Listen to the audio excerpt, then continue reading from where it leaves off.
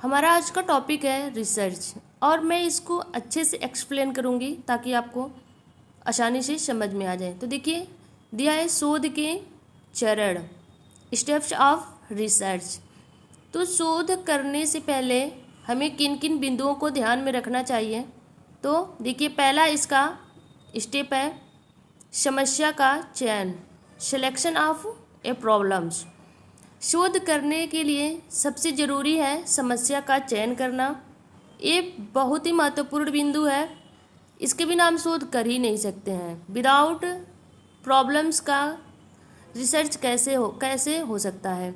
तो देखिए अगर हमारे पास कोई समस्या ही नहीं होगी तो फिर हम रिसर्च किसका करेंगे। तो ये सबसे इम्पोर्टेंट स्टेप्स है समस्या का चयन। सेकंड है परिकल्पना का निर्माण, इसे उपकल्पना भी कहते हैं, जिसे इंग्लिश में हाइपोथेसिस। अगर मान लीजिए एग्जाम्पल के लिए हम किसी गांव का चुनाव करते हैं तो वहाँ हम पाते हैं कि वहाँ के बच्चे शहरी बच्चों की अपेक्षा बहुत कम शिक्षित हैं। तो हमारे दिमाग में इसके बहुत सारे रीज़न आते हैं, आखिर ऐसा क्या है, क्यों।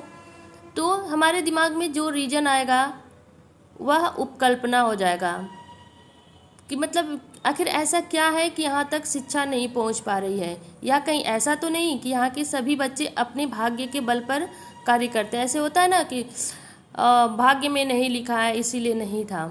तो ये जो हमारे दिमाग में जो कारक उपस्थित होंगे तो उसे उपकल्पना कहते हैं। थर्ड है शोध की रूपरेखा, डिजाइन ऑफ रिसर्च। रिसर्च करने के लिए पहले हम समस्या का चयन करेंगे, उपकल्पना का निर्माण करेंगे। थर्ड स्टेप है डिजाइन ऑफ रिसर्च, हम रूपरेखा तैयार करेंगे। अगर मान लीजिए एग्जाम्पल के लिए कि बच्चे गांव में 100 बच्चे पढ़ने में कमज़ोर हैं, तो हम 100 बच्चों के बारे में 1 बाय 1 करके तो उससे पूछ नहीं सकते हैं।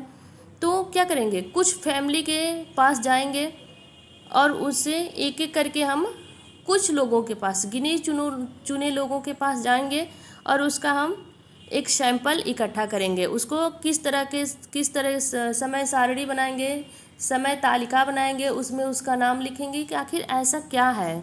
तो उसी को कहा जाता है design of research. Fourth step है प्रदत्तों का संकलन या आंकड़ा, जिसे इंग्लिश में कहेंगे कलेक्शन ऑफ डेटा। हम अपने मेथड से शिक्षा के 100 कारणों को एक पास लिखेंगे कि आखिर यहाँ के बच्चे इतने पढ़ने में कमज़ोर क्यों हैं। उसके 100 रीजन निकल करके आएंगे, जिसे हम क्या करेंगे, कलेक्ट करेंगे, उसको इकट्ठा करेंगे। दिया है कलेक्शन ऑफ डेटा, हमें रिसर्च करने के लिए डेटा कलेक्ट करना पड़ेगा। वह डेटा हम कहाँ से लाएंगे, किस प्रकार लाएंगे, ये हमारे ऊपर डिपेंड करता है, जिससे हमारा रिसर्च सबसे अलग दिखे। तो ये हो गया कलेक्शन ऑफ डेटा। फिफ्थ है प्रदत्तों का विश्लेषण, एनालिसिस ऑफ डेटा। इसमें हम क्या करेंगे, जो हम 100 डेटा कलेक्ट किए हैं, 100 150 जो भी, उसको लेकर के हम बैठेंगे।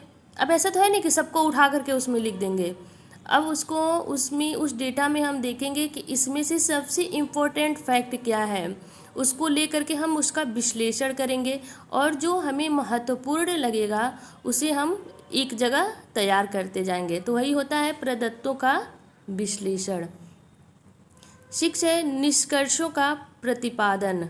अब हमारे पास जो निष्कर्ष निकल करके आएगा कि फाइनल स्टेज है। मान लीजिए हम पहले समस्या के चयन किए, परिकल्पना का निर्माण किए, शोध की रूपरेखा तैयार कर लिए, प्रदत्तों का संकलन भी कर लिया, और जो उसमें हम डेटा कलेक्ट किए थे उसका विश्लेषण जब हम कर लेंगे तो हमारे पास उसकी समस्या का समाधान मिलने लगेगा। तो ये हमारा फाइनल स्टेज है। और आखिरकार यहाँ पे हम शोध करने में सफल हो ही जाएंगे कि आखिर यही इस गांव की सबसे ज़्यादा समस्या है जिससे बच्चे शिक्षित नहीं हैं। और जब वह समस्या का चयन हो जाएगा तो उसका समाधान भी निकल करके अपने आप हमारे सामने आ जाएगा। अब है शोध प्रबंधों का निर्माण। अब फाइनली यहाँ पर हमारा शोध तैयार हो जाएगा और हम थीसिस लिख करके अपने शोध कार्य को पूरा करेंगे। तो दोस्तों ये मेरा एक छोटा सा टॉपिक था, research of steps. I hope कि ये वीडियो आपको आसानी से समझ में आया हो। अब हम अगले वीडियो में कुछ अच्छे टॉपिक को लेकर के आएंगे। प्लीज़ मेरे चैनल को लाइक और सब्सक्राइब करें।